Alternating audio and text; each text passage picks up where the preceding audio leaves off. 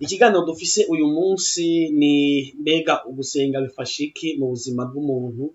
Agenda atindana na Yesu. Uko umuntu agenda b'inshuti na Yesu, agenda asa nawe. Uko utindana na Yesu mu masengesho, utangira kugenda nkawe. Amen. Ukavuga nkawe, ugasa nkawe, ugakora nkawe, mbese wese usigara uvuga nka Yesu. Uko nongereza amasengesho niko ngenda asa na Yesu. Niko ubucuti dufitanye na Yesu bugenda buzamuka. Nimba nagutahuye neza uburyo usenga, iminsi nje imbere y'Imana nja gusenga iragaragaza ubucuti dufitanye na Yesu. Muri make ni nko ufise umusheri muguma mu chatting mwandikiranye. Ko mwandikiranye cyane kurukundo ruzamuka. Example.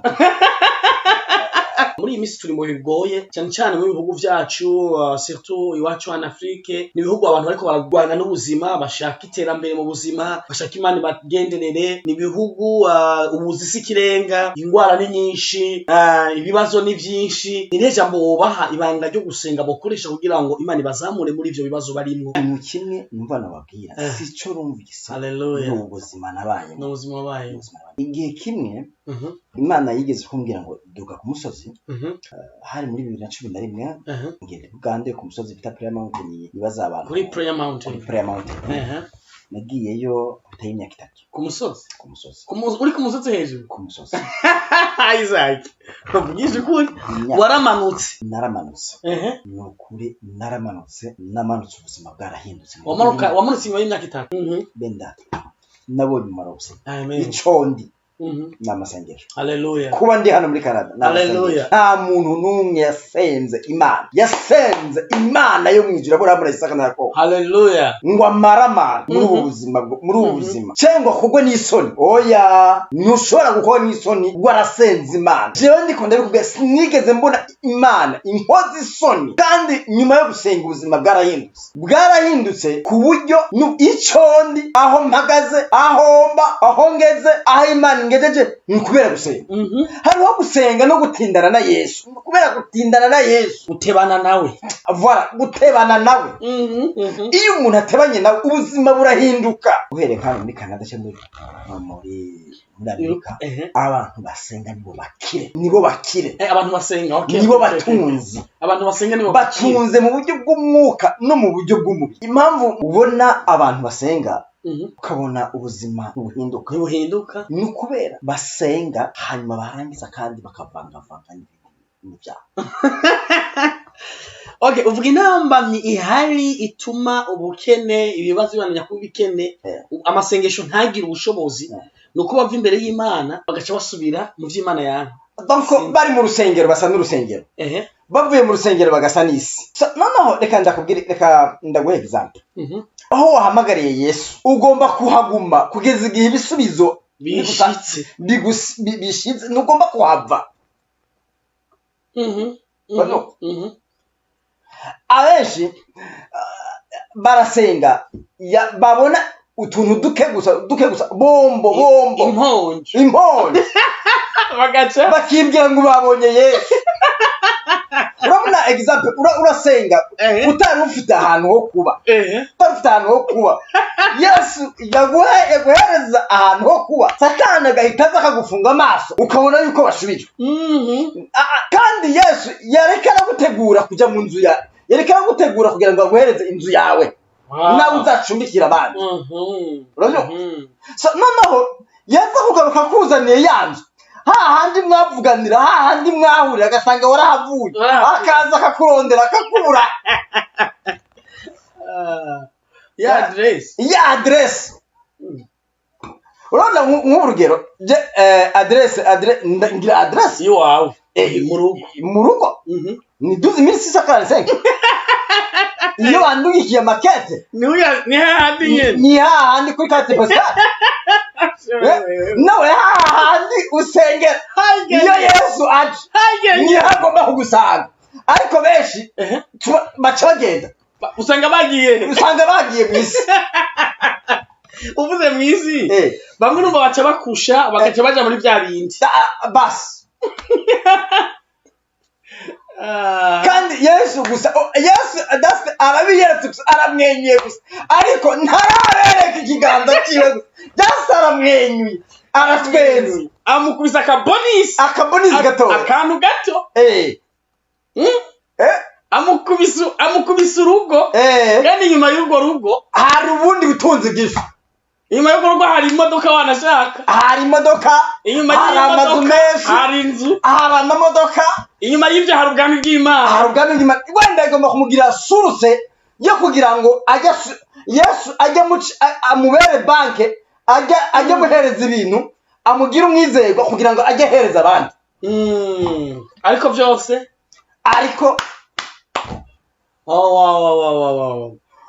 umva Yesu uko agenda guhereza kimwe ukaba umwizerwa kuri kimwe, arongera kandi akakongera ikindi, ukaba umwizerwa, ugenda urushaho umwizerwa, niko agenda kongera. Wawundi yavuze ngo tuva mu bwiza tuja mu bundi, bwiza ubundi, tuja mu bundi. Haleluya, amen.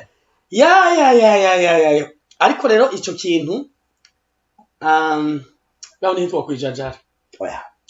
Aho duteye ari urundi rugezo tukeneye ko gushika cyane. Hanyuma ikindi ab'Imana yishuye abantu batuka Imana, reka nkoresha ijambo gutuka, abantu bidoga ngo nyabona abantu basenga bahura n'ibibazo, nibaza ko uvuga ko wowe bakwiye gushuzuma nyabona uburyo basenga. Reka mbaho urugero. Urabona izikamyo amaguru 10 ziterera amatrake nyene Chureba n'utumodoka duto Uchureba n'akanyamasyo. Wowe iyo ibisubizo byawe bizaza mu ikamyo bigafata urugendo rw'amasaha 28, iyo kamyo izahagenda igihe kinini. Bingana ntabwo ibisubizo bize mu modoka ntoya byihuta nk'umuntu ije ipakiye amatoni n'amatoni. Bishatse kuvuga iki? Hari abantu Imana ibabwiye ati mutegereze ibyawe ndiko ndabipakira muri kontinere, biriko birava mu bwato, kugira ngo bije ku kivuko, nimara bije ku kivuko bije mu ikamyo bikuzaniye, agashaka ko byihuta ku kanya. Hanyuma bya bisubizo Yesu arabizana, agasanga abantu baragiye. Kubera ko Imana ibitindisha, kubera ko Imana ibitevye. Impamvu ibitevya ni kugira ngo iguhereze ibiro, icaguhereza imbaraga zo kuzayobora ibyo bintu, kuko hariho benshi ihereza ubutunzi bagahita bati icyo twafana cyari cyo. Niyo mpamvu benshi batinza mu butayu, cyangwa batinza mu kugeragezwa kugira ngo behereze imbaraga zo kuzagira, zo kuzagera ubutunzi, kubihandoringa ivy'Imana izo yabahaye, kugira ngo ntibize bigucumuze, ntibize bikwirukana imbere y'Imana. Hariho benshi Imana haye business batangira kubura. Hari Imana imodoka avuga ati twapfana cyari ikintu ubundi ntiyongera guhera ifite umukene. Sawa uwo muntu kubera iki? Ikigaragaza cyo uwo muntu ko bataragwije imbaraga. Nimba nabyumvise neza, ntidukwiye gutega ubwoba n'igihe tumaze mu butayu, ntidukwiye gutega ubwoba n'igihe tumaze ibyo dusaba Imana itarabishikana. Icyingenzi nuko yavuze ko izoduhezagira cyane, icyingenzi nuko yavuze ko izotugirira neza. Ibyo yavuze ibwirizwa kubisohoza ntibesha. Je ntigeze imbesha. Je ivyo ndimwo ni Imana yahora ibisezerano muri 2005. Ariko hari ibintu Imana yahora imbwira muri 2005 byasohoye 2018. Byasohoye 2020. Hagati ya 2005 na 2018 2020 urumva imyaka yaciye. Imana imanza ikagutegura, ikaze hora kumva ndi kumwe nawe, ikaguprepara. Senga. Kandi warabibonye abantu benshi bagera muri iki gihugu nta Imana bacagiye ngo bad. Isaac jewe naravuze ngo nabwiye Imana ikintu kimwe, navuze ati nta mafaranga, nta gihugu, nta bintu bizontandukanya na wewe. Ariko aho hantu niko abantu bashitse ngaha anya bace bahinduka, abantu bashitse mu bihugu za Amerika, n'uwahora aramya bikomeye, wahora asenga bikomeye, bisanga byaciye bihinduka biva kuki bibananira kumanajinga umwanya. Timing yani ragoye. Timing umwanya. So ubundi hakaba igihe cyo gusenga n'igihe cyo gukora. Ibintu byose ukamenya niba wakoze amezi 3, shakisha uburyo usenga. shakisha uburyo gusenga ngo byose bigende neza. Amen. Amen. Kuko hari umugabo umwe nashatse kuvuga izina yaravuze ngo dukora dusenga dukora byose kuri managing. Wow, Isaac ndagushimiye cyane umwanya wawe utanze, ariko nibaza ko n'ubutaha uzogaruka cyane. Abantu mwako mwadukurikirana murakoze gose. Hanyuma turacyari kumwe na Isaac, ndazi ko mwumvise ko ari umugabo w'injyamunyu muri Kristo, n'umugabo w'injyamunyu mu buryo bwo gusenga Imana. Afite amabanga menshi cyane yotubwira, imyaka 3 ari ku musozi Prayer Mountain, afite byinshi byo kutubwira. Twagomba tumuhe umwanya mutonya agire ijambo atubariye, ijambo riri ku mutima, ijambo yosigarana abantu yiremesha abantu mu kanya gatonya, hanyuma acagira ko anadusengera. Twabaye kazi. Murakoze cyane. Hari ijambo nanifuza ko twasengeramo, ijambo riri muri Zaburi ya 92. Zaburi ya 91 yavuga ngo ububa mu bwihisho bw'isumba byose, azahama mu gicucu cy'ishobora byose. Ndabwira Uwiteka ngo ubuhungiro bwanje, uri imbaraga zanje, uragakiza kanje. Igiteye ubwoba cyane ijoro, ntacyo kizagira icyo kintwaye. Bivuga ngo ibibateye ubwoba byose, haleluya, ni mu muri Yesu.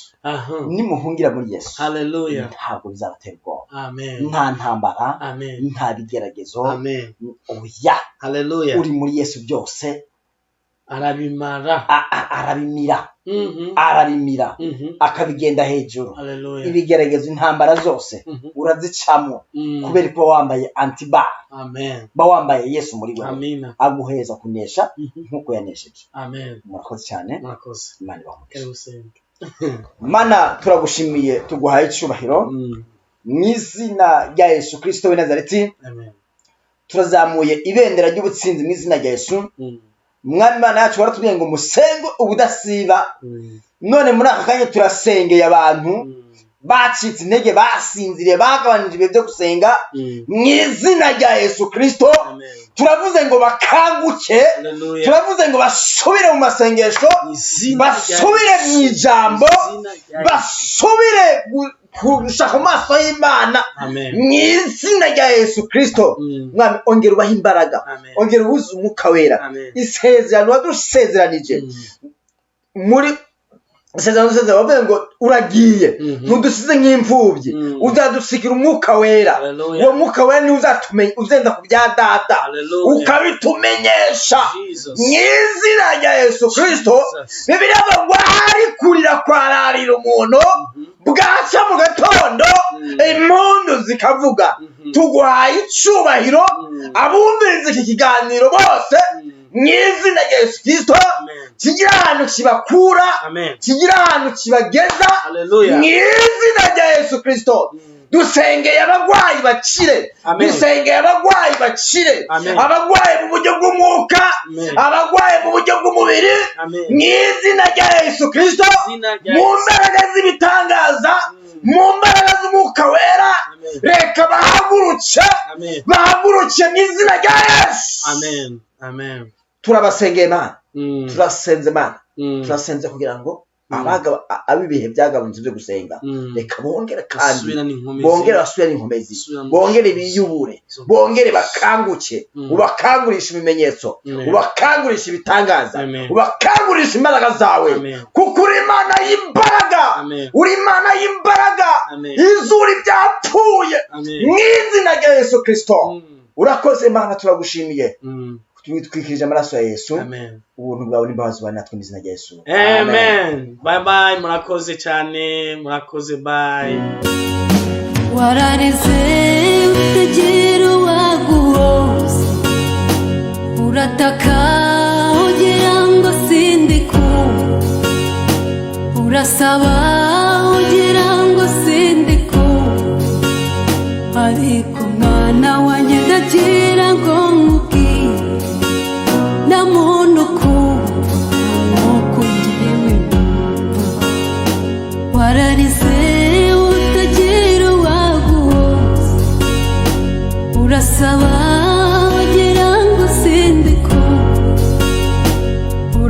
ugira ngo sindi ariko mwana wanjye ndagiye